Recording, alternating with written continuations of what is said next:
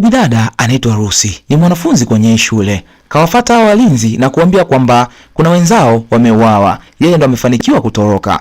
Sasa walinzi kabidi kumuuliza, hao wenzako imekuwaje wameuawa? Binti akaambia kwamba kuna watu wamekuja kuwachukua kwa nguvu na kwenda kuwaua. Basi walinzi ikabidi kumchukua huyu binti na kuongozana naye ili aje waonyeshe ambapo wenzao wameuawa. Sasa wakaja mpaka kwenye hili jumba hapa. Sasa wakiwa kwenye hili jumba, huyu mmoja akamwambia mwenzake, mbona huyu binti ni kati ya wale wanafunzi watatu waliokufa pale shuleni? Mwenzake akasema, unasema kweli? Akamwambia ni kweli kabisa, jaribu kumsogelea mtazame. Mwamba alivyosogea akamwambia mwenzake, ni kweli kabisa, mbona ni yeye.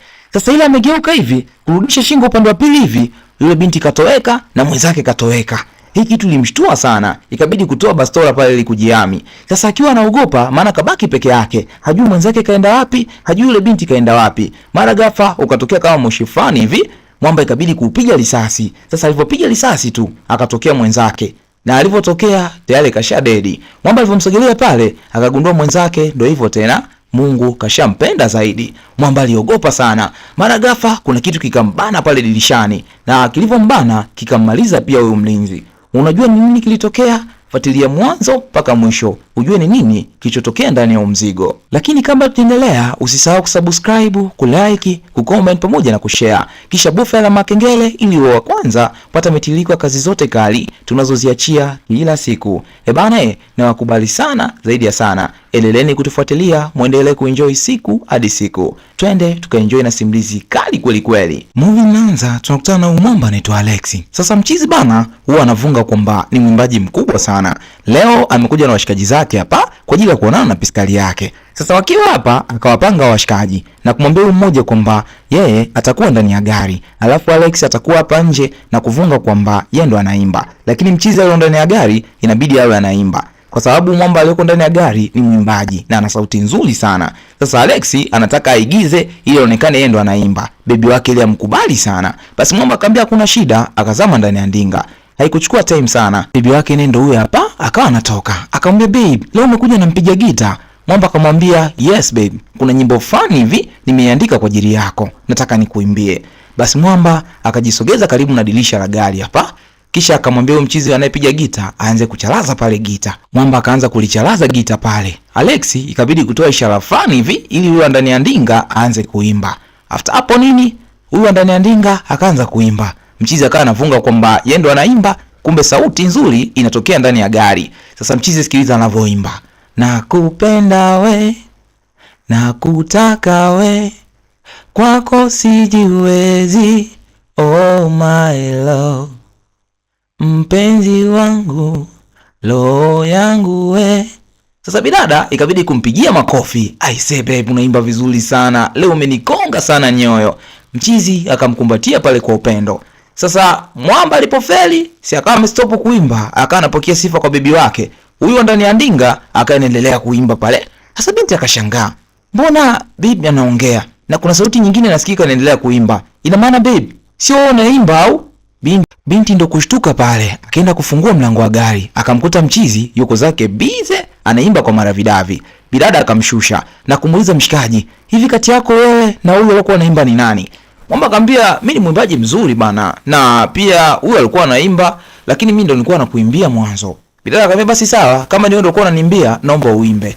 Mwamba akaanza kuimba pale. Nakupenda we, nakutaka we. Binti akamwambia, we, una sauti mbaya kikweli. Yaani unanidanganya mimi babe. Unaniambia ndo unaimba sauti nzuri kumbe sio wewe. Sikiza nikwambie kitu. Nimegundua wewe unipendi. Na kuanzia leo sitaki kabisa uje nyumbani kwetu. Naomba ukae mbali na maisha yangu. Kwa hasira sana bidada akasepa zake. Mwamba alimlaumu kweli kweli mshikaji wake na kumwambia kwamba, wewe vipi? Hausomi hata alama za nyakati mwanangu. Wewe umeshaniharibia sasa. Hakukuwa na namna nyingine, ikabidi kuombana misamaha pale. After hapo nini wakasepa zao. Upande wa pili huku tunakutana na ubi mkubwa hapa akiwa analalamika kweli kweli, yani maana mahakama imeshindwa kutenda haki. binti yake alikuwa akisoma kwenye shule, alipotea na mpaka leo hii hajulikani ni wapi alipo. Sasa bibi mkubwa analalamika pale. Huyu mwandishi wa habari kabidi kumuhoji, mama, una jambo gani la kusema kuhusiana na mahakama? Bibi mkubwa akadai kwamba mahakama haitendi haki kabisa, yani yeye anachokitaka, anataka wampatie mwili wa binti yake tu au uone mara ya mwisho akaustiri. Tofauti na hapo hataki kusikia chochote kile kuhusiana na shule. Sasa bibi mkubwa akaendelea kujielezea kwa waandishi wa habari hapa, mara ghafla kuna ndinga mbili zikawa zinaingia hapa. Bibi mkubwa akasogea katikati ya geti na kuzuia hizo gari zisiingie ndani na kuomba zitende haki. Sasa kati ya hizo ndinga mbili, gari moja ni ya mkuu wa shule. Mkuu wa shule akatoa amri huyu bibi mkubwa atolewe kwenye hili geti. Yeye hataki kabisa kumuona kwenye haya mazingira, maana anaichafua shule yake. Basi walinzi ikabidi kufanya hivyo. Baada ya muda mfupi kupita, tunaona mkuu wa shule akiwa ofisini hapa anasoma hili gazeti. Sasa kati ya wanafunzi watatu walio kwenye hili gazeti, wote hawaonekani na walipotea kwenye mazingira ya kutatanisha. Sasa akiwa endelea kusoma hili gazeti, mara ghafla akaingia huyu sekretari wake. Akamwambia, mkuu, kuna mwandishi wa habari anahitaji kuonana na wewe. Akamwambia, mwambie subiri kama dakika 2, nitamruhusu aingie. Basi huyu madam ikabidi kutoka. Baada ya dakika 2 kupita, mwandishi akaruhusiwa kuingia ofisini kwa mkuu. Mahojiano yakaanza. Binti kabidi kumuuliza, kesi yenu ya wanafunzi watatu kupotea kwenye mazingira ya kutatanisha mpaka sasa hivi imefikia wapi? Mkuu akamwambia kwamba kiukweli hakuna ushahidi uliokamilika mahakamani. Mahakama imeamua kuturuhusu shule endelee na kazi kama kawaida, na siku sio nyingi wanafunzi wataanza kuripoti shuleni na kuna baadhi ya wanafunzi inabidi waanze kufanya mitihani. Huyu mwandishi akamwambia kwamba lakini hao wanafunzi watatu waliopotea ni miongoni mwa hao wanafunzi ambao siku sio nyingi walikuwa wanahitajika kufanya mitihani. Sasa hili swali lilimuumiza kweli kweli huyu mkuu wa shule. Ikabidi kumuuliza, kwa hiyo ndio swali unalotakiwa kuniuliza au? Binti akamwambia hapana. Nimeuliza hili swali maana jamii nzima inayotuzunguka inataka kujua ukweli kuhusu hao watoto. Mkuu akamwambia kwamba kiukweli mpaka sasa hivi mahakama imejaribu kuchunguza na undani wa hii kesi imegundulika kabisa hao watoto wametoweka kwenye mazingira yasiofahamika. Hivyo hapa hakuna kesi na hakuna ushahidi wowote unaoeleweka kwamba hao watoto kuna jambo baya limewakuta au bado wako hai. Sasa binti kabidi kumuuliza, vipi familia zao, mnawasiliana nao na wanajua chochote kuhusiana na hili, na kama wanajua mmewapa msaada gani? Hili swali likawa gumu tena kwa mkuu. Mkuu akajiuma pale, kisha akamwambia, samani, kuna mtu ananipigia simu ya muhimu sana. Tafadhali naomba tuishie hapo kwa leo, na nadhani nitakuwa nimekujibu vizuri kabisa. Bidada akamwambia nashukuru, ikabidi kunyanyuka na kusepa zake. Bidada alivyotoka tu, mzee akamsonya pale. Yaani kumbe mzee hakupigiwa simu wala nini. Alivunga tu kwa ajili ya kukumpa haya maswali. Upande wa pili huku tunaona kuna ndinga mbili zinaongozana. Mara moja ikasimama ghafla. Huyu wa nyuma akamgonga mwenzake. Kumbe aliyekuwa kwenye ndinga ya nyuma ni Alexi. Mwamba akatoka na mind sana na akaanza kummind dereva mwenzake na kumwambia kwamba hivyo huoni unasimama ghafla tu, unadhani barabara ni babako au? Sasa cha ajabu zaidi, aliyekuwa ndani ya ndinga ni mtoto fani mkali kweli kweli yani.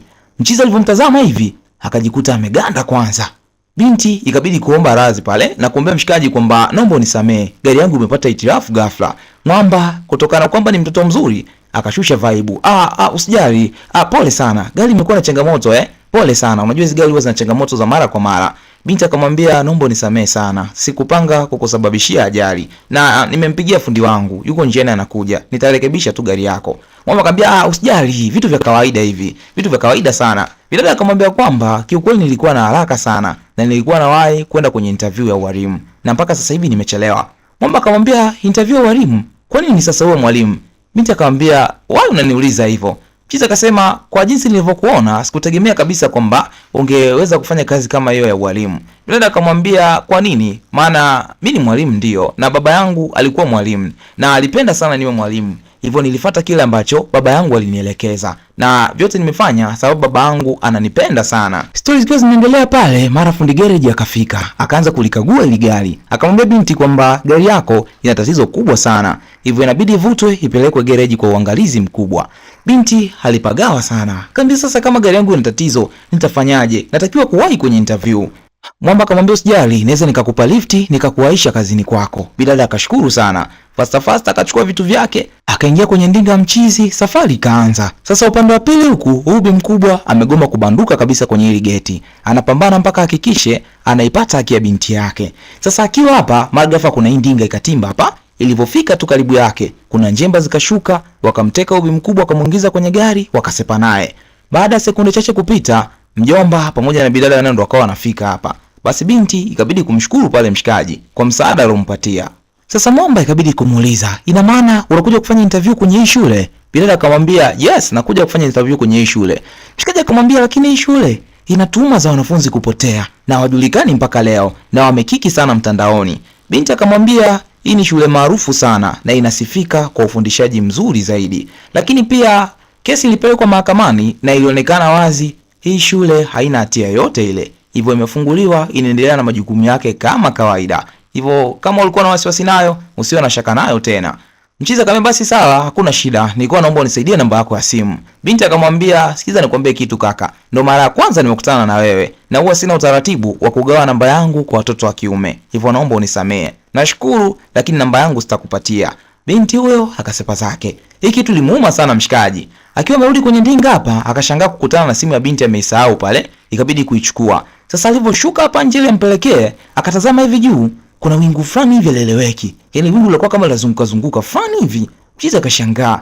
Kama maajabu. Sasa kuna madam alikuwa anatoka kwenye hii shule hapa, ikabidi kumuita na kumuuliza, "Samani, hivi unaweza ukatazama juu hivi kidogo?" Madam alipotazama, akamwambia, "Unaona lile wingu jinsi lilivyo?" Binti akamwambia, "Mbona mimi sioni? Naona wingu liko sawa kabisa." Mchiza akasema, "Uone kama lazunguka fulani hivi?" Binti akamwambia, "Kaka, sikiza nikwambie kitu. Mimi sioni chochote zaidi ya kuona handsome boy fulani hivi mbele yangu. Alafu ina maana wewe ni mwalimu mpya hapa, si ndio eh?" Mchiza akasema, "Hapana, mimi sio mwalimu, ila kuna rafiki yangu nimemleta hapa." Sasa kasahau simu yake kwenye gari. Ndio maana nipo hapa, nahitaji kumpelekea. Binti akamwambia, "Mimi pia ni mwalimu hapa, hakuna shida. Naweza nikakuelekeza ofisi ya mkuu ilipo ili umpelekee simu yake. Lakini pia mimi naitwa Madam Grace." Mchiza akamwambia, "Nashukuru kukufahamu." Kabidi naye kujitambulisha pale na kumwambia anaitwa Alex. Baada hapo binti akamwelekeza ofisi ya mkuu ilipo, Mchizi akaenda. Upande wa pili kwa ofisini kwa mkuu, Zikola akamaliza kuonana na mkuu, interview imepigwa pale, bidada kafaulu vizuri kabisa. Basi binti kabidi kumshukuru pale mkuu, after hapo nini akaaga akasepa zake. Zikola alivyotoka tu, kuna huyu Mwamba hapa ni mwalimu kwenye hii shule, akawa amekuja kumletea ripoti mwalimu mkuu. Mwalimu mkuu akamwambia, "Felix, hebu keti chini kwanza." Mwamba akakaa. Akamuuliza kuna nini? Mchizi akamwambia kwamba, "Mkuu, mimi sioni kama kuna haja ya kuendelea kulificha hili. Nadhani unajua kabisa sisi hatukuwaua wale mabinti, walikufa kwa bahati mbaya. Kwa nini tusiwaeleze tu watu waelewe kwamba watoto wao tayari walishafariki?" Mkuu akamwambia, "Felix, lazima ufikirie kwanza. Endapo ukitoa tu taarifa, tutafungwa wote hapa shuleni. Wewe ni kama ni jambo la hatari sana kwetu." Mchizi akasema, "Mkuu, kiukweli mimi siwezi nikaendelea kuvumilia. Wale mabinti walikufa kwa bahati mbaya tu. Tuseme tu ukweli. Mimi nimechoka kukaa na hiki kitu moyoni mwangu. Lazima niseme ukweli." Mkuu ikabidi kumuuliza, "Kuna mtu yoyote yule umemweleza?" Felix akasema, "Bado sijamwambia mtu yoyote." Basi mkuu akamwambia, "Hamna shida. Ngoja nione namna gani ya kufanya ili tuweze kufikisha hii taarifa." Sasa mkuu akanyanyuka pale, akachukua peni, hata hapo nini akaja nyuma Felix. Kipindi hicho anamdanganya na maneno mazuri, akamkita nayo shingoni. Yaani mkuu ameamua kabisa kumuua Felix ili asije akatoa siri hii hapa. Kisha akachukua simu yake, akawapigia majambazi wake na kuambia kwamba waharakishe waje uchukue mwili wa Mchizi wakauzike huko polini. Sasa Zikola anatoka hapa nje, anamkuta Mchizi huko hapa anamsubiria. Akamwambia, "Afadhali tena nimekuona. Ulisahau simu yako kwenye gari." Bidada akamshukuru pale. Mchizi akamwambia, "Kama utojali basi naomba unipatie namba ya simu." Binti akamwambia, "Nimeshakueleza kabisa. Siwezi nikagawa namba yangu kwa mtoto yote yule wa kiume." Mchizi akamwambia kwamba hata kama nimekusaidia, hebu ona, umesahau simu yako ya gharama sana, zaidi ya milioni 2 iko hapo. Lakini nimeona ni ya thamani kwako, nimekurudishia. Bado uone umuhimu wangu tu, tafadhali nipe namba basi." Binti akamwambia, "Wewe na unabembeleza jamani." Basi akachukua ile simu, akajaza namba akampatia. Mwamba akamshukuru pale, lakini pia bidada akamwambia kwamba nimefanikiwa kupata kazi. Hivyo inanipasa nikahamishe vyombo nihamie hapa shuleni. Na makanika wangu pia ameniambia kwamba gari imeshatengemaa, hivyo nikitoka hapa inabidi nikachukue gari yangu. Mchizi akampa hongera kwa kufanikiwa kupata kazi. Bidada akashukuru sana. Basi Mwamba akawa amempa mkono pale. Bidada akawa anazuga pale. Mwamba akamwambia, "Wewe nipe mkono basi." Bidada akamgusa pale, after hapo nini akapita zake hivi. Mchizi akafurahi kweli kweli kupata namba ya piskali kama huyu. Siku iliyofuata bidada akaripoti kazini. Mkuu wa shule akawa amekuja kumtambulisha kwa wanafunzi. Sasa akiwa hapa darasani akawaambia kwamba leo kwenye mabweni yenu hamtalala, mtalala kwenye ofisi za walimu. Maana mlezi wenu hayupo, amepata changamoto kidogo, amesafiri. Binti kabidi kuuliza, "Ina maana Mr. Felix ameacha kazi au?" Mzee akasema hapana, kapata changamoto hayupo. Hivyo kwenye mabweni yenu hakuna mwangalizi. Itabidi mlale kwenye ofisi za walimu. Sasa huyu mwingine akamwambia kwamba lakini pia vyombo vya habari vimeendelea kuulizia kuhusiana na wenzetu waliopotea, lakini uongozi wa shule mmekuwa kimya tu, hakuna chochote kile mnachozungumza. Hii kauli ilimuumiza sana mwalimu mkuu. Akamwambia funga mdomo. Yaani wewe unaweza kuongea kuzidi mahakama au? Sikiliza, ukiendelea kuzungumza nitakupatia adhabu kali sana. Kisha ikabidi kuwatambulisha huyu madamu mpya ambaye ameripoti hapa shuleni kwao. Basi wanafunzi wakafurahi sana kwa ujio wa madamu mpya. Sasa mida usiku kuna huyu mwamba hapa akaja moja kwa moja kwenye hiki chumba cha wasichana. Ikabidi kubisha hodi pale, binti akatoka. Akamwambia kwamba unajua leo mama yake Lucy alikuwepo hapa shuleni. Binti akamwambia mama yake Lucy, wewe umejuaje? Mwamba akamwambia kwamba nilimuona kwenye vyombo vya habari akiwa endelea kupiga kelele na kuomba wampatie mwili wa binti yake ili akamzike. Bidada akamwambia unahisi nini kitatokea? Binti akasema kiukweli mimi nazidi kuchanganyikiwa. Bidada akamwambia kwamba lakini usijali, unajua kabisa sisi hatukuwaua, walikufa bahati mbaya tu. Hivyo mimi nikuombe tu rudi chumbani kwako ukapumzike na usiwaze kabisa kuhusiana na hili. Mimi naamini kabisa suluhu itapatikana. Mwamba kinyonge sana akarudi chumbani kwake. Sasa hapa ndo tunajua kwamba swala la wale mabinti kuuawa ni swala ambalo shule nzima inalijua, ila wameamua kukaa kimya tu sababu uongozi wa shule uliwaomba wakae kimya, na yoyote yule atakayeongea kitu kibaya kitamkuta. Upande wa pili huku bi mkubwa akatembezewa kipigo cha kutosha yani. Sasa wakiwa hapa huyu jamaa akapigiwa simu na bosi wake. Akaambiwa kwamba mumwache huyo mama hapo, after hapo nini sepeni zenu. Mchizi kabidi kuambia wenzake, "Oya, bosi kasema tumwache hapa." After hapo nini wakasepa zao. Bi mkubwa akajisogeza hapa huku akilia kwa uchungu. Akasema kwamba najua walikuua na akaamini kabisa sitajua chochote kile mwanangu. Kwa yoyote yule aliyehusika kukunyamazisha na kukupoteza nisikuone tena kwenye ulimwengu huu, lazima alipie. Kama itoshi, bi mkubwa akajikata pale na kutoa kafara damu na kusema kwamba hakika yoyote aliyomwaga damu yako lazima naye pia damu yake imwagike. Sasa huyu Lucy ni nani na kwa nini waliuawa? Tukutane kwenye nafasi ya pili ili ujue ni nini kilichotokea kwenye maisha yao mabinti mpaka wakauawa hapa shuleni na ni kwa nini waliuawa. Tukutane kipande cha pili, tutajua haya yote na tutafanikiwa kujua kila kitu. Niliyekuletea simulizi hii siku ya leo, langu jina ni Lamfel. Endelea kutufuatilia, uendelee kuenjoy siku hadi siku. Lakini pia usisahau kusubscribe, kulike, kucomment pamoja na kushare. Bofya alama kengele ili uwe wa kwanza pata mitiririko ya kazi zote kali ninazoziachia kila siku. Na wakubali sana wale wote ambao mmeendelea kuifuatilia chaneli yetu na mmeendelea kuhakikisha kila siku tunaendelea kusonga mbele. Tukutane kwenye next recap. Na wakubali sana mashabiki zangu.